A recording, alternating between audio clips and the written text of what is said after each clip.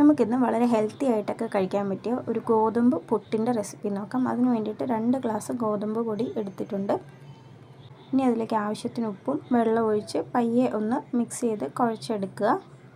ഇനിയിപ്പോൾ ഇതിൽ വലിയ കട്ടകളൊക്കെ ഒന്ന് ഉടയ്ക്കാൻ വേണ്ടിയിട്ട് ഒരു മിക്സിയുടെ ജാറെടുത്ത് കുറച്ച് ഒരു പകുതിയോളം അതിനകത്തേക്ക് ഇട്ടിട്ട് നമ്മളൊന്ന് പൾസ് മോഡിലിട്ടൊന്ന് എടുക്കുക. അങ്ങനെ ഇപ്പം 2 ബാച്ചായിട്ട് ഞാൻ എടുത്തിട്ടുണ്ട്. ഇനി അതിലേക്ക് കുറച്ച് തേങ്ങ ചിരണ്ടിയത് ചേർത്ത് നന്നായിട്ടൊന്ന് മിക്സ് ചെയ്തെടുക്കുക. തേങ്ങ ചിരണ്ടിയത് ചേർത്തില്ലെങ്കിലും കുഴപ്പമൊന്നുമില്ല, പുട്ട് ആക്കുന്ന സമയത്ത് ചേർത്താലും മതി. ഇനി നമ്മൾ സാധാരണ പുട്ടുണ്ടാക്കുന്നത് പോലെ തേങ്ങയും പുട്ടിൻ്റെ പൊടിയൊക്കെ വാരിയിട്ട് പുട്ടുണ്ടാക്കാവുന്നതാണ്. ഗോതമ്പ് ആയതുകൊണ്ട് തന്നെ ഒരു 5 to 8 മിനിറ്റൊക്കെ വേവാൻ വേണ്ടി സമയമെടുക്കും.